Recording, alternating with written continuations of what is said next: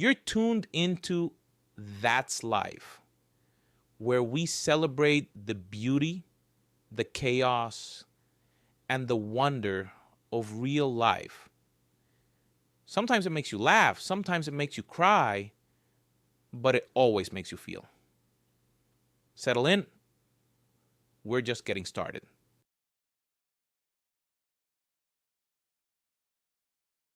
Sarah hurried down the gleaming white hospital corridor. Paperwork required urgent completion. Her surgical schedule for today included two complex operations, one of which concerned a little girl whose fate was closely intertwined with people from Sarah's past. She wished she could erase it from memory. There were too many echoes of pain, injustice, fear, and deep resentment. It seemed that chapter of her life was forever closed. Sarah's new life had blossomed, and nothing, it seemed, reminded her of her youth.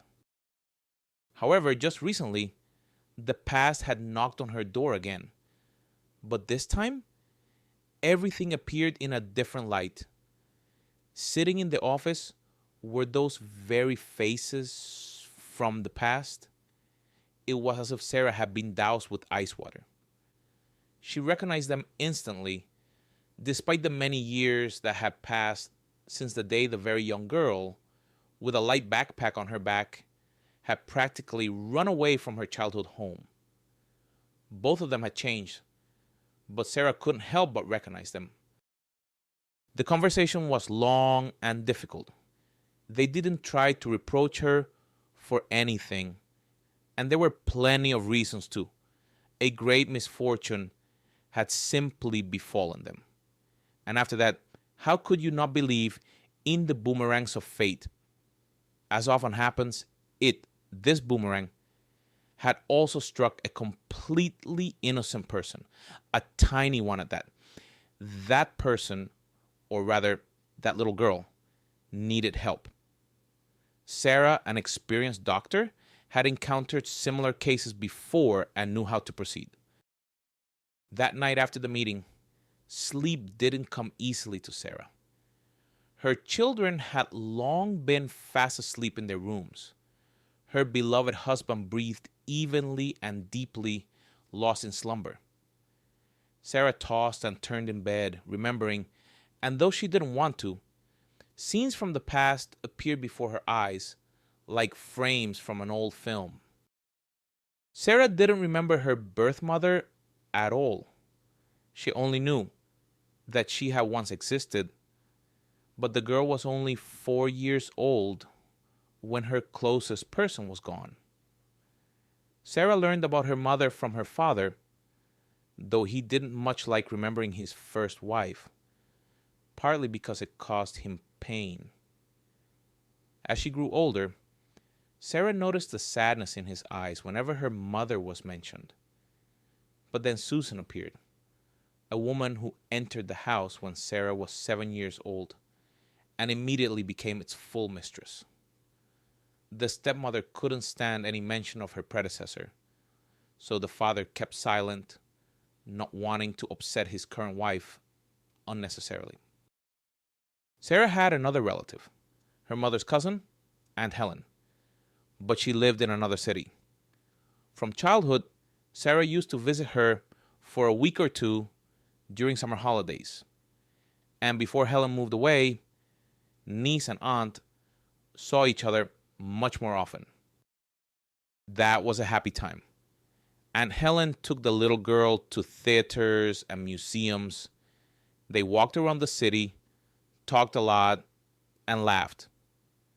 Aunt Helen's son, Andrew, already a high schooler then, helped his younger cousin with math, carried her through the streets on his strong shoulders, and sometimes took her with him on walks. All his friends, especially the girls, were very warm towards Sarah. It was wonderful. But Susan couldn't stand Aunt Helen. Even the very young Sarah felt this then. The stepmother spoke badly of her, with clear disdain in her voice. Aunt Helen was not welcome in Sarah's home, and this upset and surprised the little girl. How could anyone not love Aunt Helen? She was so kind, good, and cheerful. Aunt Helen often told Sarah about her mother, mostly sharing interesting stories from their shared childhood and youth. The cousins were inseparable. Together, they had been through so much: joyful, sad, funny, and dangerous. Aunt Helen genuinely admired Tanya, and Sarah simply adored listening to these stories and looking at photographs that preserved the memory of the dearest person she didn't remember at all. How happy your mother was about your birth. Aunt Helen smiled, looking at Sarah. She was simply on cloud nine. She and I made plans for how we would raise you, develop you, educate you. You had such tiny fingers, slender, as if already skilled. Your mother dreamed that you would become a surgeon, that you would save people. She had a sick heart. Since childhood, a complex defect, and no one could cure her. And she really wanted her daughter to help people like herself, to make them healthy and happy. Incidentally, it didn't escape Sarah's notice that Aunt Helen herself had a very poor opinion of Susan, and of her father too. No, the aunt didn't say anything like that directly. The girl saw it in the change in Helen's voice, in the expression in her eyes. Sarah worried then. Why couldn't the adults who meant so much to her stand each other, barely restraining themselves from saying nasty things when they met? Susan constantly found reasons for dissatisfaction. Either Sarah was brought home at the wrong time, or she wasn't dressed properly for a walk, or she hadn't learned all the lessons assigned for the holidays. There were always nits to pick. In short, somehow it happened so subtly that Sarah visited Aunt Helen less and less often, and then some scandal occurred between the adults, and communication with Helen ceased altogether. Aunt Helen called only once more after that quarrel. Susan graciously allowed them to speak. "Sweetheart, don't think I'm abandoning you," Aunt Helen said. "It's just how circumstances are unfolding. You're still young. You won't understand. You know my address. If something happens, be sure to come. I'll help you in a difficult moment. Remember this, you can always count on me." And that was it. That was their last conversation. After that, it was like a clean break. Susan said that Aunt Helen had her own affairs, that her son was applying to university, there were problems with work, and she didn't have time for her niece. But Sarah understood everything. She heard Aunt Helen call the home phone, but Susan would answer and speak to her rudely, not calling Sarah to the phone. One day, Sarah spotted Aunt Helen from the car window. She was standing in their yard. She waved to her, but Susan distracted her, and the car sped away, leaving Aunt Helen behind. Apparently, she was trying to see her niece, and it wasn't easy as she lived in another city and had to leave her affairs and travel. But her father and stepmother shielded Sarah from contact with Aunt Helen in every way possible. They were both united in their dislike for her. Sarah had a hard time at first without contact with her beloved Aunt Helen, the only person who supported and understood her. At home, however, things were far from rosy. Her father and stepmother had a daughter, Vicky. At first, Sarah was even happy. An adorable baby, a little sister, a tiny doll, but the joy was short-lived. Firstly, Sarah suddenly saw how tender and loving parents could be towards a certain child. Her father worked a lot, so he couldn't give his daughter as much attention as she would have liked. He would ask sometimes how things were at school, how she felt, but it was clear that her answers didn't interest him much.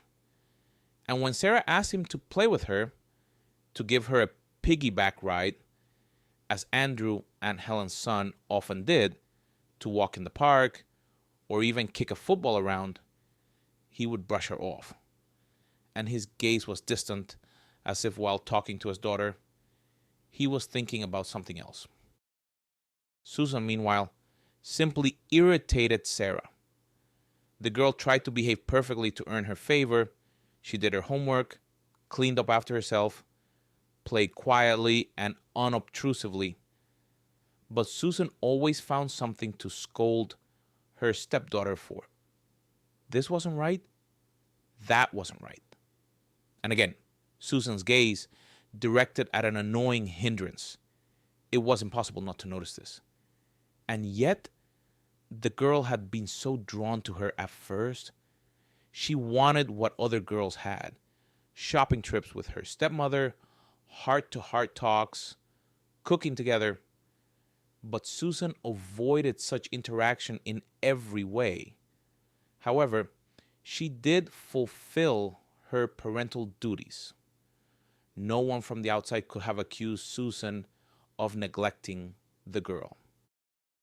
And then Vicky was born, and in her father and Susan, Sarah saw a completely different side of them and realized that they could be like that. Loving, caring, attentive. Just not with her, but with Vicky. Vicky's smile, her cooing, her first little skills, all of this caused the baby's parents to be delighted. They could spend a long time admiring how their little daughter played in her playpen or even just slept. They stood over the crib, so happy, exchanging glances. Even with their last money, they threw grand birthday parties for Vicky. She was bought the very best of everything. Sarah, on the other hand, received things on a residual basis. The slightest successes of her younger sister were elevated to the rank of genius, while Sarah, no matter how hard she tried, couldn't earn even a little praise. She studied very well. She was a straight A student, but this was taken for granted. It was precisely this contrast that hurt. No, Sarah didn't envy her sister's dolls and outfits. After all, she herself had clothes to wear. It was something else entirely. Her parents always listened to Vicky with genuine interest. They enjoyed spending time with her and were often pleased with her answers.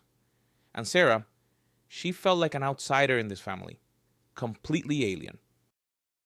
Her father still sometimes tried to talk to his older daughter, sort of heart to heart. It was clear he was making an effort, and in reality, he wasn't particularly interested in hearing about Sarah's life. Susan, meanwhile, was simply annoyed by her stepdaughter, and over the years, the woman almost stopped hiding it. Later, Sarah guessed that it was Susan who turned her father against her, only told him bad things about her, portraying her stepdaughter in a poor light to her husband. She did all this very skillfully and artfully. Her husband didn't even suspect his wife's intentions, especially since he was hardly ever home. He worked a lot. He was even grateful to his new wife for helping him raising, nurturing, and cherishing his child. Her father worked rotations, and Sarah lived for months only with Susan and Vicky, feeling like a stranger in her own apartment. Sarah gradually acquired many responsibilities. She had to clean the rooms before Susan came home from work, and also go to the store, cook dinner, and take Vicky to clubs and sections. 90% of the time, she was too young to get to her enrichment activities by herself, so Sarah accompanied her, and Sarah also had many household chores, not to mention her own homework. They were assigned a lot in the upper grades, Sarah was used to doing everything conscientiously, so she stayed up late, and there was very little time left for rest. Sarah tried to talk to Susan, to explain to her stepmother that living on such a schedule was very difficult for her. Of course, this brought no results. "You're just lazy," Susan sighed, "like most modern teenagers. But we, your parents, are responsible for your upbringing and are doing everything for your own good." It was completely useless to approach her father. He had been subtly influenced by Susan and even felt gratitude towards her for raising his daughter so well, instilling a love for work and reasonable strictness. Her father sincerely believed that it was Susan who deserved thanks for Sarah not hanging around in yards with other teenagers, not drinking beer with them on benches, and not smoking. "You'll appreciate this later," he explained to his older daughter when she tried to talk about her dreams. "You just don't understand what Susan is doing for you because of your age. She's preparing you for adult life." For adult life? Sarah felt like crying from resentment then. She wasn't a little girl anymore and knew what she wanted to become: a surgeon, preferably a cardiologist, to learn how to treat those whom others had given up on. But you couldn't just get into medical academy. It would be good to attend university courses too. Sarah talked to her parents, trying to convey to them how important these courses were to her. "But you know, we're not doing very well with money right now." Susan shook her head. "And these courses of yours are expensive. We can't afford them. And anyway, maybe you won't even need this. Today you want to be a doctor, tomorrow a ballerina, now this. And we have to pay for these whims when we're already short on money." And this was the pure truth. Her father had some problems at work. His salary decreased significantly and started being delayed. The family lived on savings accumulated earlier, but money for Vicky's enrichment activities was always found, and they celebrated birthdays and bought dresses and treats. The parents economized on everything except their adored younger daughter. And it was already difficult to forbid Vicky anything. At the slightest thing, there were immediate tears, tantrums, scandals, disgusting scenes with snot smeared on her cheeks and stomping tiny feet. At such moments, her father called Vicky a princess and hugged her close. Susan was also touched. All the little princess's wishes were immediately fulfilled. The parents couldn't bear to see her tears. They couldn't deny her anything. This wasn't Sarah. When the older daughter tried to explain to her stepmother and father how she saw the whole situation, she ended up being blamed. "You don't understand that this is a child," her father said strictly. "A small child who doesn't understand financial problems yet. The little one should have a happy childhood. This is all your spoiled nature and innate selfishness too," Susan said, pursing her lips, looking at Sarah. "You're so grown up and you don't understand anything. This is also your jealousy, your pathological jealousy. No, we missed something in your upbringing somewhere." Every time Sarah tried to talk about something with her stepmother or father, she ended up being blamed, feeling misunderstood and rejected. Of course, no one paid for the medical academy preparation courses. The girl's wish was considered a whim, and they advised her to study better. How much better could she study? She already had straight A's, despite the excessive workload at home. By the way, Susan also considered Sarah's academic success her achievement, as it was she who had instilled in Sarah a love for work. It was her final year of school, just a little longer, and Sarah would finish school. She still hoped to get into medical academy. The courses weren't paid for, so the girl prepared herself. Fortunately, there was plenty of free literature available online. Money was still tight in the family, but things seemed to be starting to improve. Her father found a new job, although again, it involved long business trips. He had gone on rotations before, but now he was away for 3-4 months at a time. But the salary promised to be more than decent. This pleased Susan. Vicky started school. Now Sarah had another responsibility, doing homework with her sister. It wasn't easy. Firstly, Vicky had grown into a very capricious girl. At the slightest thing, she'd burst into tears. The smallest difficulties caused her hysterics. She would cry, complain to her mother, who would feel sorry for her, and ask Sarah to be gentler with the little one. How much softer could she be? Secondly, Vicky, well, how to put it, found academics difficult, and she was also restless. In short, Sarah broke out in a sweat before her sister's homework was finished, and only then would the girl start on her own assignments and again stay up late into the night, almost falling asleep during lessons at school in the morning. From Susan, Sarah still received only reproaches and complaints. Despite the fact that the girl did so much for her stepmother, helping around the house, raising Vicky, she saw no gratitude from Susan. She continued to view her stepdaughter as a nuisance, without whom everyone would be better off. And now Sarah had also grown up, become smarter, and started to understand a lot. This completely infuriated Susan. The stepmother didn't hide that she dreamed of the day Sarah would embark on her own journey, fly out of the nest.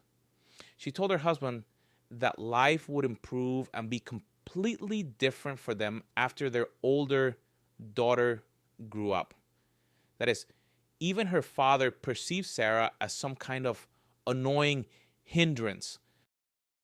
Sometimes the girl shared her worries with her classmate Clara.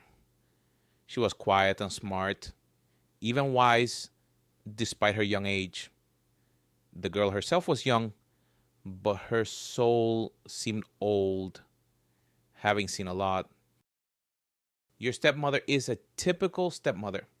Clara shook her head, listening to Sarah. But it's all right. Life is like that. It will put everything in its place. You'll see, you'll remember my words, and you yourself will endure. And everything will be wonderful for you with such a core. Her classmates' words were encouraging, instilled hope for a bright future, and gave her strength to live. Sarah didn't give up on her dream. She wanted to be a surgeon and did a lot for it. And she knew after finishing school, she would take her documents to the medical academy.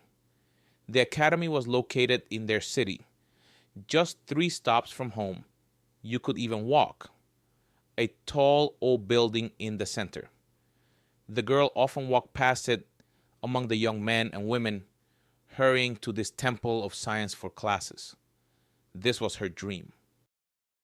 But now Sarah held her diploma, red, of special distinction, and even a gold medal, a mark of excellence. Sarah was happy and very pleased with herself. She didn't go to the graduation party. Susan said they didn't have that kind of money yet. Besides, Sarah herself wasn't particularly eager to go to that restaurant and wasn't even very upset. Well, Susan said, on the evening of the diploma ceremony, her father, as usual, was on a business trip. Now you're an adult. You're almost 18. We raised you all these years, gave you everything, clothes, food, a roof over your head. The moment has come for you to fly out of the parental nest. Where? Sarah didn't understand. Where do you mean, where? To work, of course. What studies? Sarah, just drop these silly fantasies. Stop dreaming about the impossible. Medical Academy? Do you know what the competition is like there? And I checked, 12 people per spot. You won't get in. Don't even dream of it. I, well, I prepared and I feel capable. That's just your overconfidence talking. You'll never get into a university like that. Something simpler is certainly within your reach. But think, that's another 5 years of studying, and you need to work. I need to study. Sarah looked at her medal. I'm quite good at it. School is one thing. Susan started to get angry, but was still trying to hide it. But this is university. In school, they gave you grades for effort, but in university, you'll have to study for real, and there won't be time for anything else. And you're already an adult, you should support yourself. Especially since we're not doing well with money right now. Supporting an adult girl for several more years is an unbearable burden for us. I'll talk to your father about this. In fact, I've already talked to him, and he completely agrees with me. Sarah, it's not worth spending years on studying. It's nonsense in our situation. Then people with those same diplomas stand at cash registers alongside those who didn't finish university. I know this for a fact. Susan herself worked as a cashier. She had an unfinished law college education behind her, and she often spoke with a kind of malicious glee about her cashier colleagues with economics and law degrees. You just don't know life yet, she lectured her stepdaughter. No universities, no courses, and no buts. I've already arranged it. I have an acquaintance who's the chief accountant in a housing association, and they need a janitor. It's not bad for a start. Most importantly, they provide their employees with housing for next to nothing in the reserve fund. That means you can move out tomorrow and start your own life. And then Sarah got angry. For the first time in her life, she allowed herself to speak to her stepmother like that. You have no right to decide my fate. I will be a surgeon. That's for sure. This is my dream. And you are no longer in charge of me. You've humiliated me my whole life. Do you think I don't see and understand anything? Sarah was seriously worked up. She had never spoken to her parents like that before. She simply hadn't dared. But here, all the resentment accumulated over the years seemed to burst out. The girl shouted about her feelings, about the injustice, and strangely enough, she felt better. She understood that after this, everything would change. Oh, you ungrateful wretch. Susan looked at her stepdaughter with undisguised hatred. Get out of here since you're so smart and independent. This is my home too now, Sarah reminded her calmly. Mine and Dad's. You have no right to kick me out of here. But I'll leave myself with pleasure. She started packing her things. She didn't take much.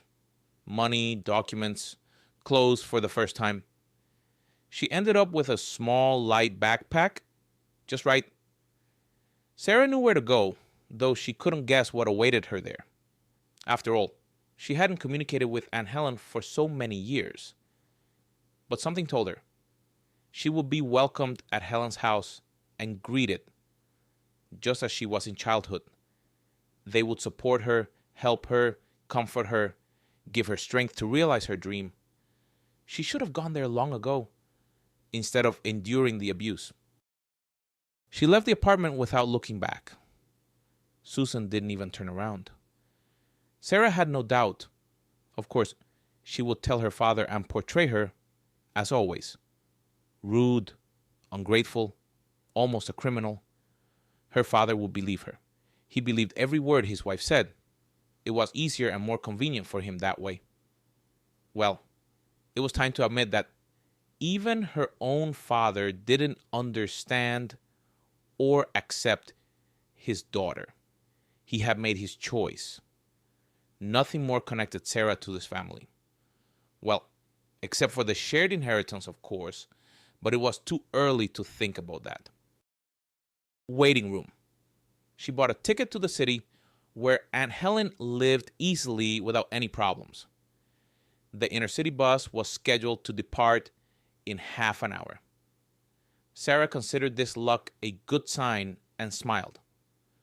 Although she was trembling from the emotions and anxiety she had experienced, the girl was almost certain her story would end well, and now, right now, she was taking an important and right step. Aunt Helen was surprised to see her niece on the doorstep, but recognized her immediately, although the relatives hadn't seen each other since Sarah was about 10 years old. They hugged. Finding herself in the embrace of a loved one, the girl finally let herself go. She burst into tears. Then they drank tea in the kitchen, talking. Sarah told her about her life. Aunt Helen listened, shaking her head, sighing. "Here's what," she said when Sarah had finished. "You'll stay and live with me. There's a medical academy in our city too. If you don't get in now, you'll prepare for a year, and then they'll definitely take you next year. I'd really like to, but Dad, what if he doesn't allow it?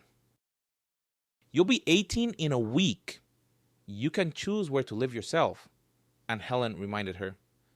"I won't let you go back there. I didn't think you had such a hard life there. If I had known, I would have taken you through court long ago." Aunt Helen told her how Susan had forbidden her from communicating with Sarah and had also turned your father against me. But that wasn't difficult. He's been under her thumb for a long time. She convinced him that I was a bad influence on you, that I said bad things about them, and I called you often and even came to see you, but they wouldn't let me in, wouldn't even let me see you. And the gifts I bought you were returned to me. I followed your life on social media. Sometimes Susan posted photos where you appeared, sometimes your father. But I never found your page. I thought we could at least chat through messengers, but no, they didn't allow me. They didn't allow me to create social media accounts when I was a teenager, saying it took up too much time. And children have no business on the internet. There are many scammers there. And then, when I got older, I didn't feel like it myself anymore. Perhaps your parents were precisely afraid that I would maintain contact with you," and Helen said thoughtfully. "Hence, the prohibitions." "And why? Why did they always treat you so badly?" "Well, there is a reason," and Helen smiled mysteriously. "You're an adult now. I'll tell you this story, and then you'll understand everything." Tanya and Helen were cousins, more than sisters, the very best of friends. They constantly stayed over at each other's houses, went to school together, and went out. Later, when they were older, they went to discos. Tanya and Helen had no secrets from each other. They shared their innermost thoughts. Tanya had a sick heart since childhood. She was often in the hospital. After school, Helen would immediately rush to her very best friend. The doctors recognized her and always let her in, even if it wasn't visiting hours. Adults observing the sisters' friendship joked, "Just you wait, you'll fall in love with the same guy, and that'll be the end of your friendship." The girls declared in unison that this would never happen. And it didn't. Helen was the first to get married to a guy she met at university. Tall, handsome, smart, kind. Tanya approved her sister's choice. "You'll be happy with him." They were indeed happy, but not for long. Helen very soon became a young widow. Her husband drowned while saving two teenagers at the city beach. He pushed the boys out, but he himself... Helen was a very young mother at the time. Her son, Andrew, had just turned 2. Of course, Tanya was there for the inconsolable Helen during that difficult time. She even stayed at her sister's apartment for a while, looking after her little Andy, trying to rouse her, to distract her somehow. Time passed. Helen slowly but surely began to recover. Life seemed to settle down, become stable. Of course, she grieved for her husband, but she finally remembered herself too. Tanya was happy for her sister, as she had been seriously worried about her condition for a long time. Then Tanya also got married to Robert, a man a little older than her, serious, substantial. He earned well, though he had to work hard, which couldn't help but earn Helen's respect. It wasn't that Tanya's chosen one was disliked. She simply didn't understand what could have attracted her sister to him. They seemed to be molded from different clay. Robert wasn't very talkative, even stern, and didn't understand their jokes, and Helen considered this a serious drawback. You see, next to him, I feel, Tanya tried to explain, like behind a stone wall. And Helen understood. Tanya, her beloved sister, had been left without parents early on. Perhaps she needed a reliable shoulder to lean on. And Robert, he was exactly that kind of person. Immediately after the wedding, Robert bought a large apartment in a prestigious area of the city. It turned out he had savings. Plus, his work decided to help a valuable employee. Tanya enthusiastically began furnishing the new home. They went shopping, choosing curtains, chandeliers, and other such important interior elements. It was exciting and pleasant. Soon a child appeared in the young family, a girl, Sarah. Helen's son, Andrew, was already quite grown up, almost a teenager. Incidentally, this wonderful little one might not have been born at all. Doctors had advised Tanya not to give birth. A sick heart, it was unknown how her body might react. But Tanya believed that a family without a child wasn't a family, and her husband, Robert, dreamed of heirs. Well, they decided, the pregnancy went perfectly well, despite the doctor's concerns. The girl was born healthy and strong. It seemed everything had turned out wonderfully, but not quite.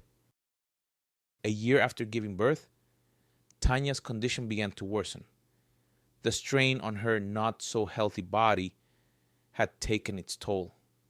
But Tanya regretted nothing. She followed the doctor's recommendations, had timely checkups, and took her pills. In short, she looked after her health and tried not to get nervous. Doctors say that with my condition, the most important thing is positive emotions and the absence of stress.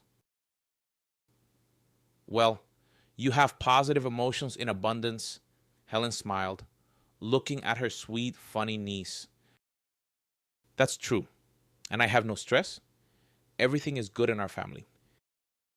Helen hoped that over time, she would get to know Robert better, become friends with him. After all, he wasn't a stranger. He was her beloved sister's husband, but he remained just as distant and silent. He would come home and, finding Helen visiting, would greet her dryly and go into the bedroom. Does he not like me? Helen asked Tanya. No, not at all. He's just that kind of person. And he's had a lot of work lately. He gets tired. He's rarely home, constant delays, business trips. What can you do? It's a managerial position. But at least my daughter and I lack nothing. And otherwise, he's good, kind, he takes care of us. He doesn't deny us anything. But Helen knew her sister perfectly well and saw Tanya was being a little disingenuous. It seemed she was upset herself. Something was wrong. Another year and a half passed. Sarah had grown up a bit and even started going to kindergarten. And Tanya was constantly in and out of hospitals, less often at home. She had to visit doctors and carefully monitor her health more frequently than ordinary people. Robert provided for the family, but spent very little time with his daughter and wife. He was constantly on business trips, staying late at the office.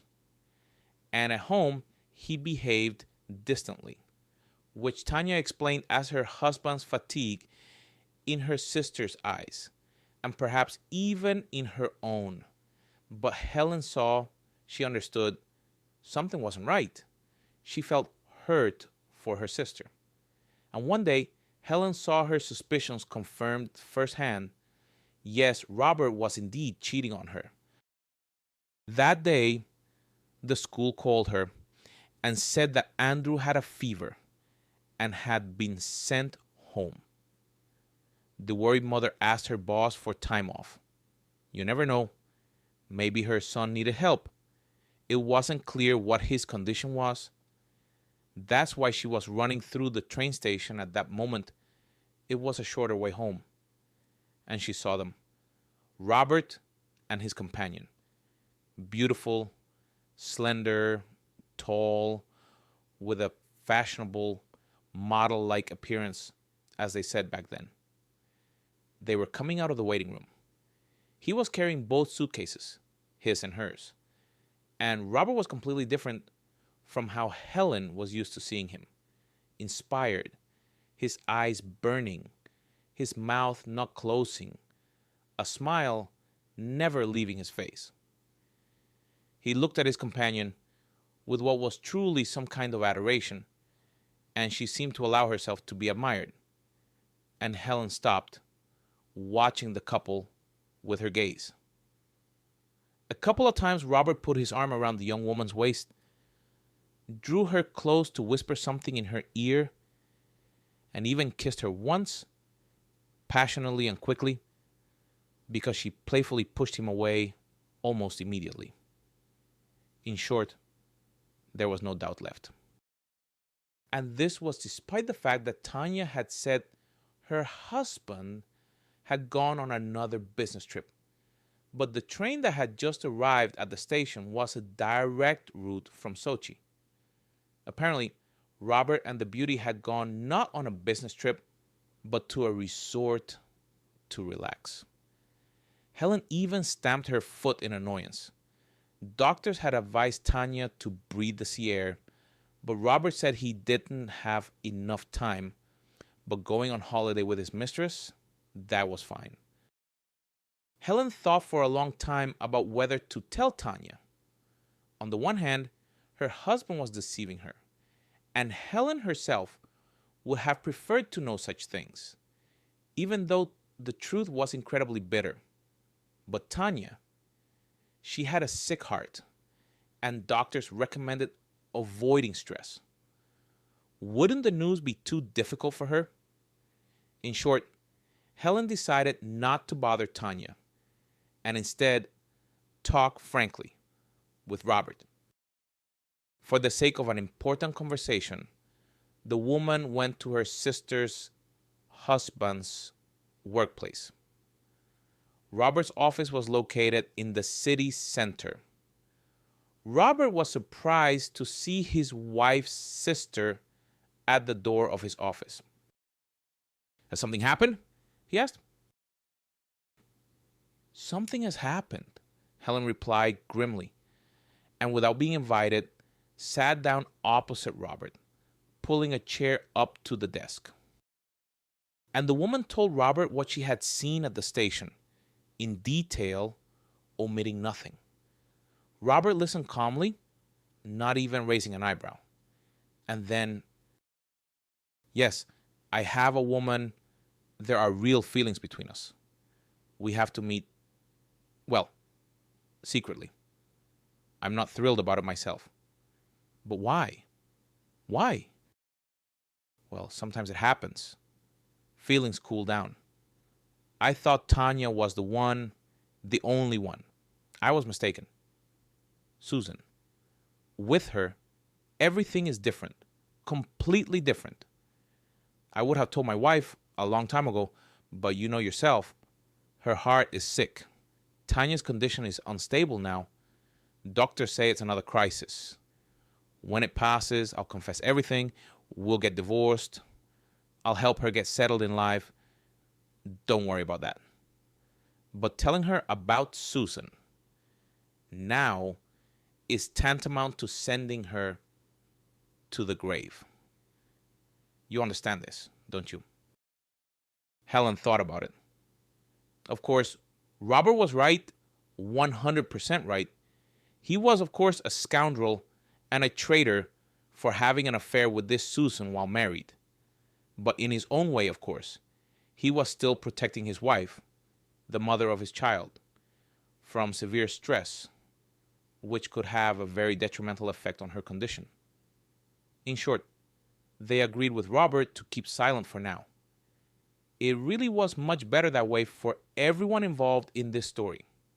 For everyone except Susan herself, however, she only half believed this. At one fine moment, Helen still remembered that late evening, almost night already, in detail. Andrew was sleeping in his room. He had to get up early for school. Helen was also getting ready for bed, but couldn't tear herself away from her favorite TV series. And then, the phone rang. Anxiety immediately gripped the woman's heart. She felt something was wrong. It was too late for a casual conversation. What is your relation to Tanya Davis? The unfamiliar male voice on the phone asked. Her sister? Helen replied, turning cold with horror. She still hoped that everything wasn't as terrible as it seemed. You need to come and pick up the child. Her husband is on a business trip, and the daughter is too young to be left alone. What happened to Tanya?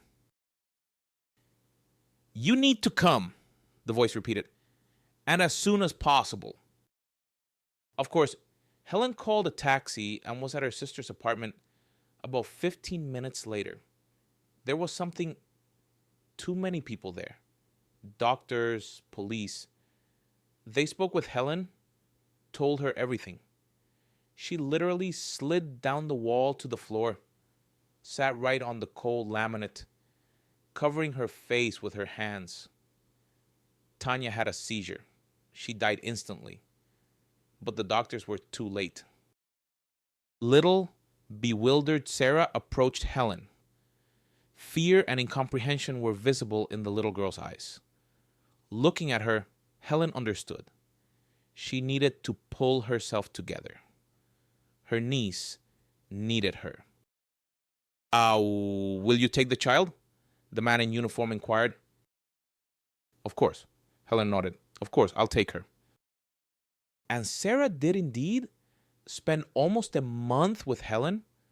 Robert was sorting out some matters at work, after all. He now had to look after his daughter. What business trips could there be now? He was looking for a nanny. All this time, Sarah lived with Helen. Andrew helped his mother look after the little one and did so with great pleasure. And then Sarah was taken by her father, who, with his characteristic seriousness, promised to visit her. Can I come and visit her? Helen asked. You should. I made you keys to the apartment. Come whenever you want. Sarah is so drawn to you. All right. And can I ask something? I think I even know what about. Robert nodded. You want to know if I told Tanya? Well, about Susan? Are you suggesting the seizure happened because of that? Yes. Of course, I didn't tell her anything.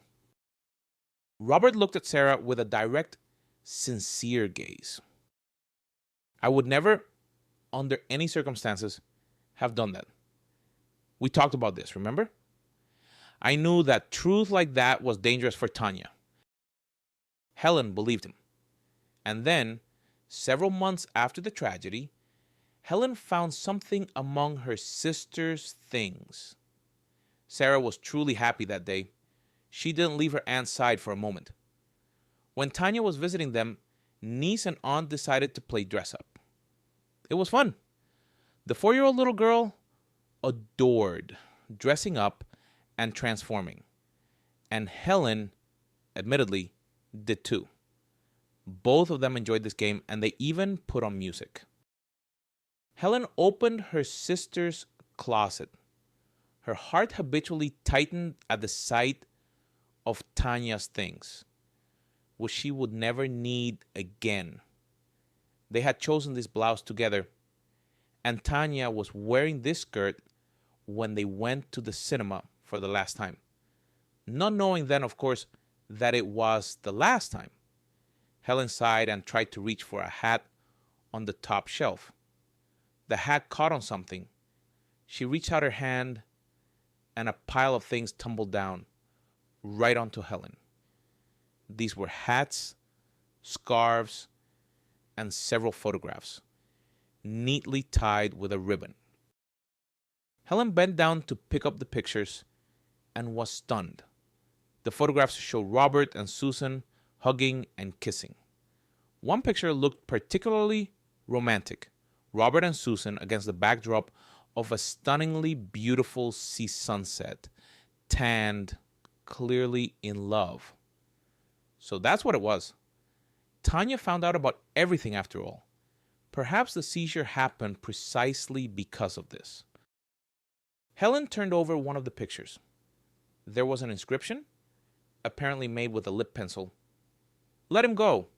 He doesn't love you anymore. He's only with you because of your daughter. He won't leave because you're sick. So take the first step. Terrible text, hurtful words. Helen imagined how it must have felt for her sister to suddenly receive this message and the note on the back of one of the pictures. She called Robert, who behaved very strangely. Why are you doing this?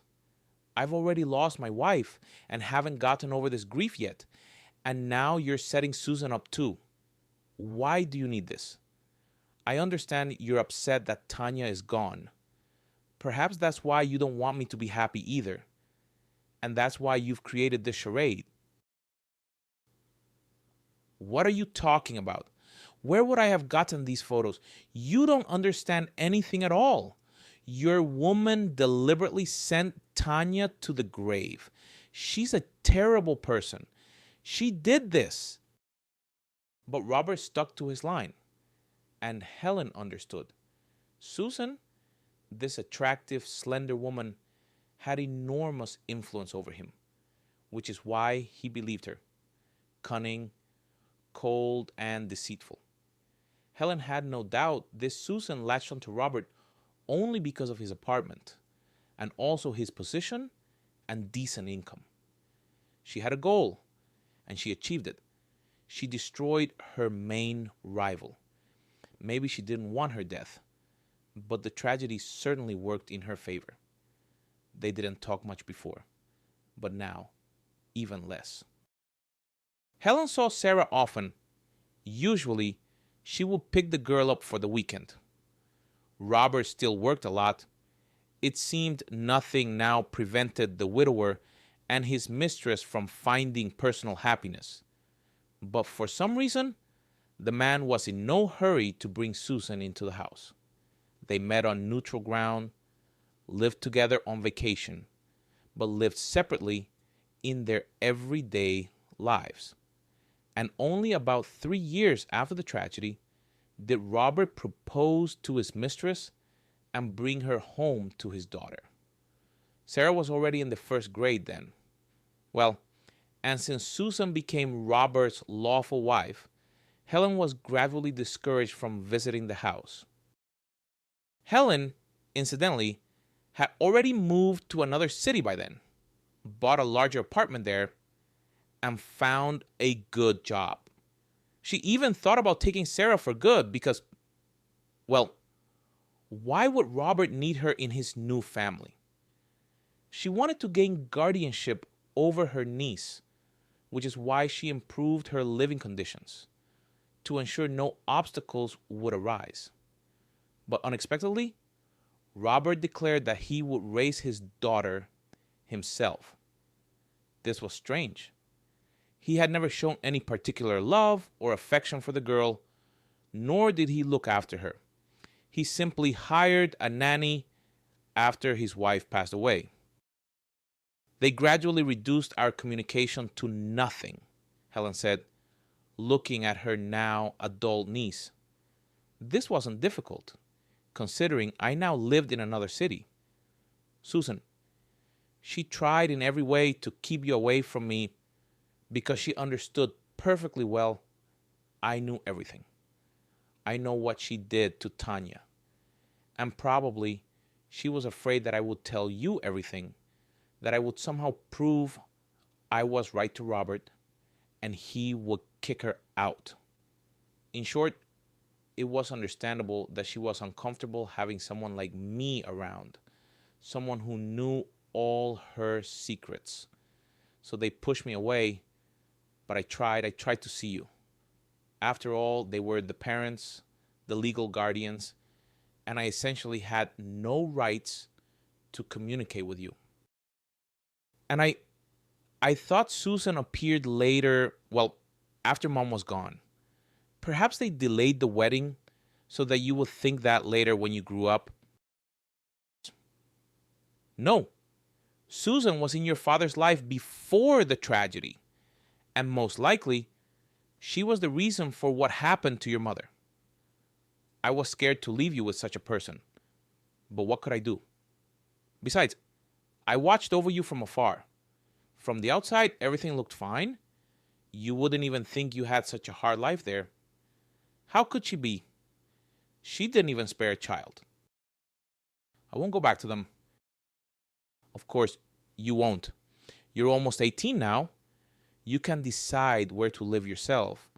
Tomorrow, we'll go to the university together and find out what's needed for admission. Did you bring your documents with you? Yes, I didn't manage to pack many things. That's nonsense. We'll buy everything tomorrow. The main thing is the documents. Susan stood by the coffee machine, waiting for the bulky appliance to make her hot chocolate. She wanted to sleep incredibly. Little Christina was troubled all night again. Sometimes it was hard for her to breathe. Sometimes her chest hurt. The illness of her granddaughter, Susan's most precious treasure, was progressing. The girl can't play with friends, can't even go to kindergarten. Her daughter, Vicky, she was clearly not ready for such difficulties as a sick child. She gets hysterical, throws tantrums, and even gets angry at her daughter, who isn't at fault at all. It was Vicky and her good-for-nothing boyfriend who made the baby in a drunken stupor. And even later during pregnancy, the future young mother didn't really restrain herself. She smoked and indulged in beer. Susan tried to keep an eye on her daughter, but it's impossible to keep watch over an adult person 24/7. People turned out to be right. They really had spoiled Vicky. And yet Susan just wanted her daughter to be happy. Numerous enrichment activities, gifts, surprises, birthdays, and Susan invested all available resources in her child. Vicky had no household chores because her mother believed her girl will have plenty of time to work in life later.